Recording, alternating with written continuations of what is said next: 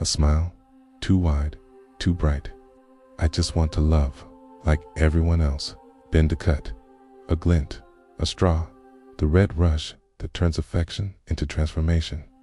Himiko Toga doesn't just say she loves you, she tries to wear you. She drinks the trace that proves you're real, and, for a moment, makes that reality hers. Love is supposed to bring us closer, but for Toga, closeness means disappearance. The line between self and other dissolves, and intimacy becomes imitation. She doesn't want to stand beside you, God. She wants to become you. Today, we're pulling at the threads that binds love to identity and watch where they snap. Psychology warns us about obsessive love that eats the self from the inside. Girard argues that we learn desire by copying each other until we crave being the other. Lacan says our wants are mirrors, shiny, hungry, and never satisfied. Toga lives in that mirror.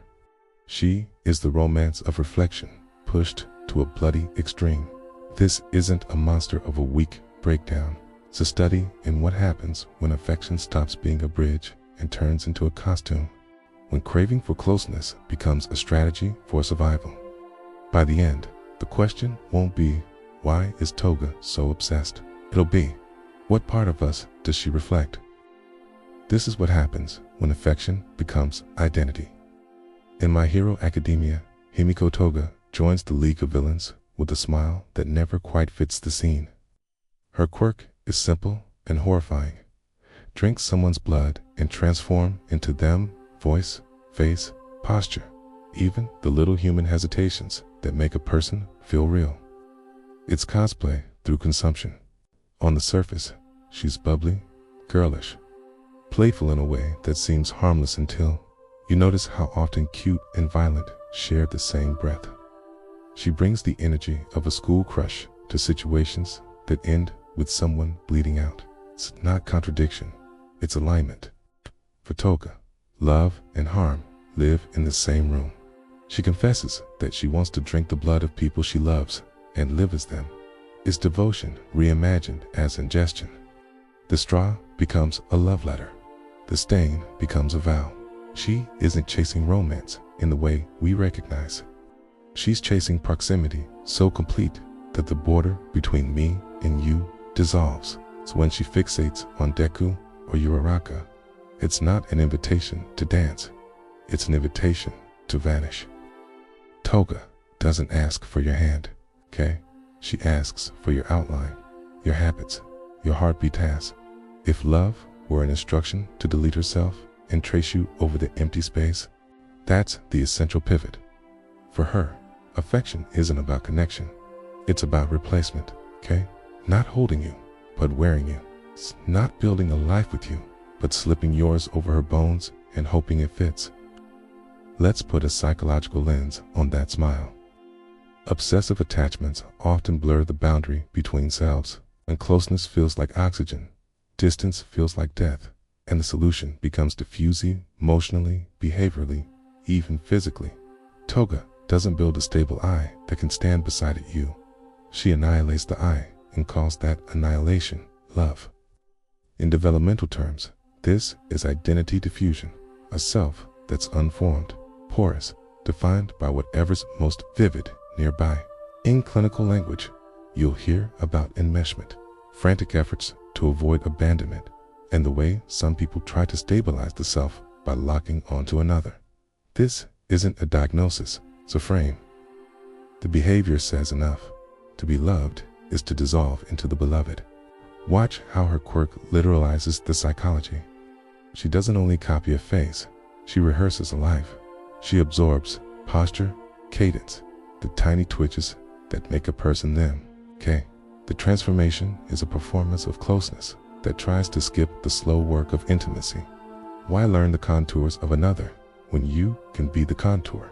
Hey, in Toga's world, admiration becomes imitation. The costume isn't clothing, it's skin. She drinks to erase the space between lover and beloved, then calls the erasure connection.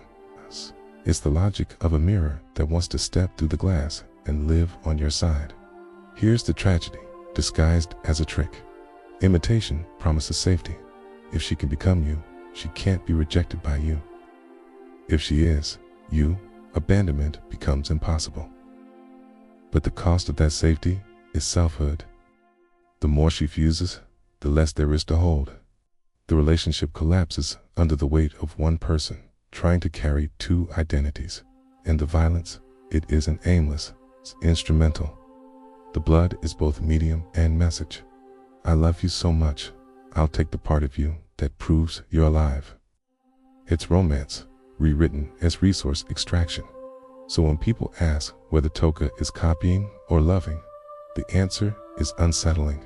She thinks they're the same act. Love, to her, is a technology of disappearance. Desire is a shortcut past difference. Affection is the solvent that takes the edges off until the outline melts. She doesn't just copy, she disappears, okay? And in disappearing, she makes sure you do, too. Desire rarely arrives as something pure. It's a reflection that repeats itself until we forget who's original and who's copy. Girard called this mimetic desire, the idea that we don't simply want things on our own, we learn to want because someone else wants. Desire is contagious. It points outward, then curves back and says, become the one who wants. Imagine desire as a triangle. On one corner is the subject, you. On another is the object, the thing you want. But the third corner is the model. The person who's wanting teaches you what to value. When a model stands between subject and object, desire doubles as imitation. You don't just want the object. You want to be the kind of person who wants it, okay? And soon, rivalry, envy, and identification follow. Himiko Toga lives that triangle as a ritual. Love isn't aimed at a set of qualities or a shared life. A lot. It's aimed at being the shape of someone else's wanting. She doesn't desire the idea of Deku or Yuraka. She desires their being. The model and the object collapse. The person she imitates is both template and prize. That's why Girard's theory fits so cleanly here, where most of us learn to desire by watching. She tries to stop watching and step into the life of the watched. Lacan deepens the mirror. For Lacan, desire is the desire of the other. We don't simply want Lacan. We want what the other makes desirable, what the other recognizes in us. Lacan, the other creates the architecture of longing, language, norms, images. Toga dwells in those reflected frameworks. She isn't reaching for the other. She's trying to live inside the other's reflection. Her craving is mirror work made monstrous. Think about what that means for romance. When Toga fixates on Deku or Yuraka, it's not a love story. It's an urge to appropriate their existence. She wants to occupy the space they take up in the world, their gestures, their voice, their small betrayals and small kindnesses, because possessing those tells her she's seen, safe, undeniable. But safety gained by erasing difference is a brittle thing. When desire becomes the mimic, it consumes the person who mimics and the person who's mimicked.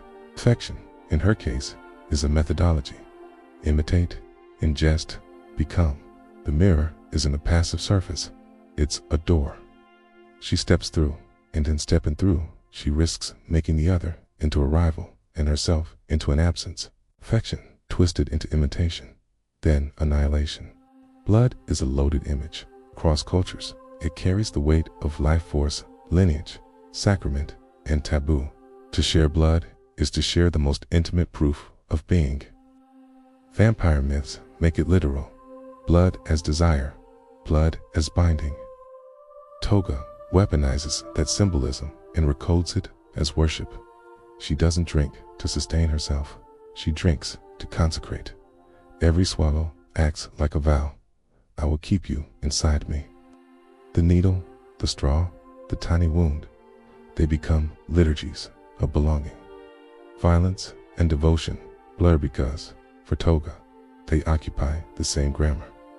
The act of taking becomes the act of loving. Psychology gives us a vocabulary for why that feels like connection. Enmeshment.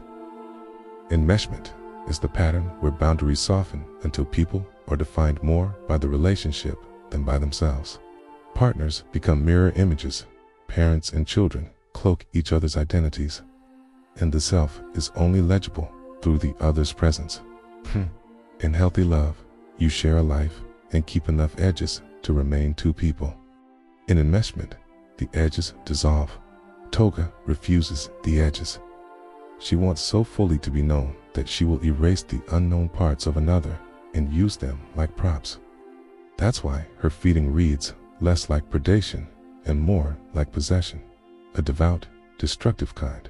Sympathy looks like appropriation. Sympathy looks like theft. This isn't only poetic, it's practical.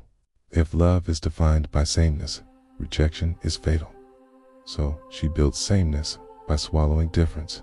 But sameness built through taking is addictive and self-destructive. Each act promises to fill the emptiness with borrowed contours, but the borrowed contours crumble without their original owner. The more she consumes, the more the world becomes a gallery of empty costumes. The archetype here is the dangerous lover, not the jealous steward or the controlling tyrant, but the one who seeks to collapse two people into one by devouring the other's separateness. Intimacy becomes annihilation. The tender gesture becomes the mechanism of erasure. She doesn't want closeness, she wants collapse. Shapeshifters live at the edge of identity. From Proteus in Greek myth to trickster spirits in folklore's seductive changelings, these figures teach a single lesson. Masks are not innocent, They destabilize the social world by showing how easily roles can be swapped, how identity can be performed. Feminine shapeshifters, sirens who lure by voice, succubi who seduce through fantasy, mythic nymphs who vanish as soon as they're possessed, often encode cultural fears about eros, that sexual desire can erase moral boundaries, that attraction can dissolve personhood. These are cautionary tales about the danger of losing oneself to desire. Carl Jung helps us map the internal architecture of that fear. The shadow is the part of the psyche we refuse to own, the dark impulses, the unloved needs. Eros, for Jung, is the principle that binds. But when Eros falls into the shadow, binding becomes engulfment. The lover who refuses integration pushes the shadow outward and tries to subsume the other instead. Toga is the shadow made motion. She externalizes the parts we disown and uses them as a way to bypass inner work. So Toga reads as a modern shapeshifter myth, attraction that dissolves boundaries until two people are not meeting but merging into a single, unstable form. Her mask is literal, but the danger she dramatizes is psychological and social. The mask shows us how desire, when it's taught by imitation and recognized by the other, becomes a loop. Girard's mimetic hunger calls to Lacan's mirror. The model replicates, the subject copies, other acknowledges. The mirror thickens. A nightmare of mirrors follows. Everyone learning to want by watching. Everyone learning to be by copying. Everyone losing the simple ontology of being a singular, separate self. Toga isn't only a villain, she's the mythic consequence of a culture where identity can be consumed and desire is learned like a contagion. Desire feeding on mirrors. Imitation looping into itself. Shapeshifter who shows us exactly how thin the line between love and loss can be. Here's the tragedy at the heart of Himiko Toga. She doesn't know how to love without disappearing, For her affection isn't about building a bridge between two selves. It's about tearing down the very idea of self until nothing remains but a mask worn over borrowed skin. What she craves is belonging. She wants to be held, to be seen, to exist without the gnawing fear of rejection. But the way she chases that belonging turns corrosive.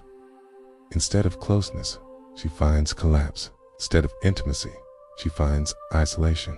Her craving destroys both her and the people who draw her in. This is why her story lands as both unsettling and deeply sad. She doesn't aim to harm for harm's sake. She harms because, to her, love and harm have always spoken the same language. Okay? The straw, the wound, the transformation. These aren't just acts of violence. They're her misguided translations of intimacy. And that's the cost of mad love. It consumes until nothing is left, not even the self that longed so desperately for connection. Koga loves so deeply, she ceases to exist. Her affection isn't a bridge. It's a fire that burns both lover and beloved. Himiko Toga isn't just a villain in My Hero Academia. She's the embodiment of obsessive love. Affection sharpened into identity collapse. Her quirk doesn't just let her wear other people's faces. It literalizes what happens when desire erases boundaries. The self dissolves and love becomes annihilation. Psychology shows us how obsession and enmeshment suffocate individuality. Girard teaches that desire is borrowed from others, a mirror we can never escape. Lacan reminds us that longing always reflects back the gaze of the other. Toga is where those theories converge. A living parable of affection turned inward until it devours itself. Himiko Toga teaches us that love without boundaries isn't love at all, it's hunger. And when affection becomes identity, it doesn't bring two people together. It erases them both.